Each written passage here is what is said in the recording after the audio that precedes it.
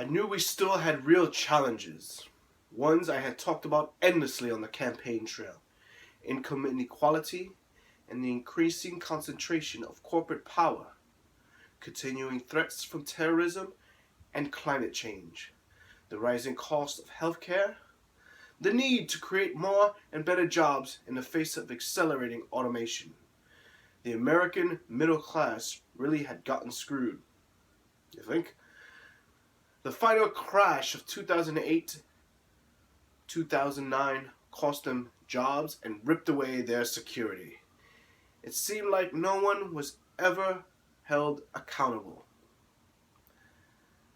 Americans across a broad spectrum felt alienated, from culturally traditional white voters unsettled by the pace of social change, to black men and women who felt as if the country didn't value their lives, to dreamers and patriotic Muslim citizens who felt like strangers in their own land. Trump was great at rubbing salt in their wounds, but he was wrong about so much.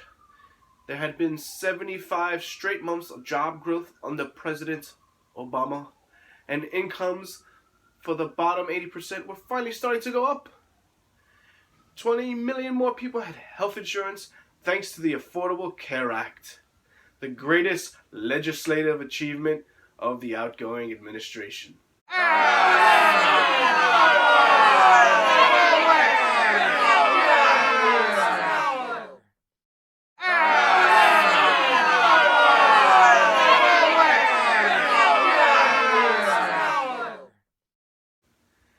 Crime was still at historic lows. Our military remained by far the most powerful in the world. These are noble and verifiable facts. Trump stood up there in front of the world and said the exact opposite, just as he had throughout the campaign. He didn't seem to see or value any of the energy and optimism I saw when I traveled around the country. Listening to Trump, it almost felt like there was no such thing as truth anymore. It still feels that way. My predecessor in the Senate, Daniel Patrick Moynihan, used to say everyone is entitled to his own opinions, but not his own facts. We can disagree about policies and values, but claiming that 2 + 2 = 5 and having millions of Americans swallow it is very different. Isn't it, Hillary? When the most powerful person in the country says, "Don't believe your eyes, don't believe the experts, don't believe the numbers, just believe me," that rips a big hole in a free democratic society like ours. As Yale history professor Timothy Snyder writes in his book on Tyranny, 20 Lessons from the 20th Century, to abandon facts is to abandon freedom. If nothing is true, then no one can criticize power, because there is no basis upon which to do so. If nothing is true, then all is spectacle. Attempting to define reality is a core feature of authoritarianism. This is what the Soviets did when they erased political dissidents from historical photos. This is what happens in George Orwell's classic novel, 1984. When a torturer holds up 4 fingers and delivers electric shock until his prisoner sees 5 fingers as ordered. The goal is to question logic and reason to sow mistrust toward exactly the people we need to rely on.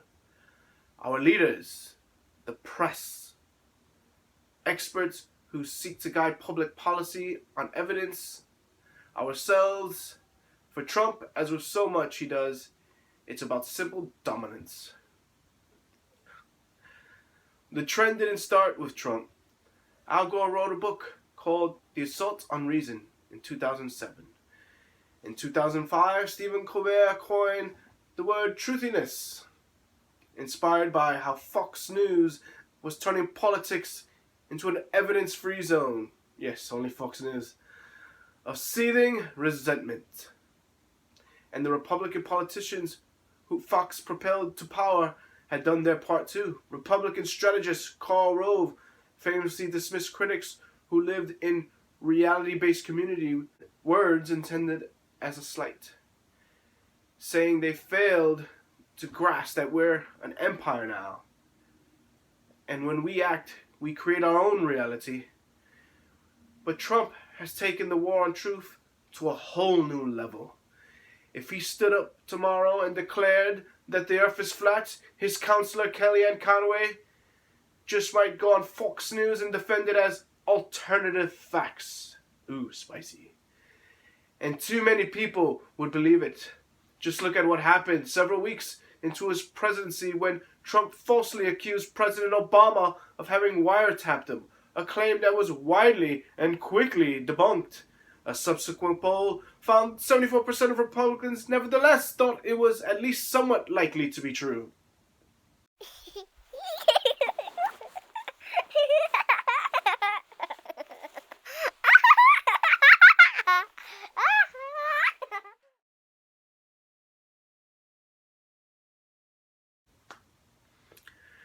Trump's inaugural address was aimed squarely at millions of Americans who felt insecure and frustrated, even hopeless, in a changing economy and society. A lot of people were looking for someone to blame. Too many saw the world in zero-sum terms, believing that gains made by fellow Americans they viewed as other people of color, immigrants, women, LGBT people, Muslims, were not earned and must be coming at someone's expense. The economic path and dislocation were real, so was the psychic pain it made for a toxic, combustible mix.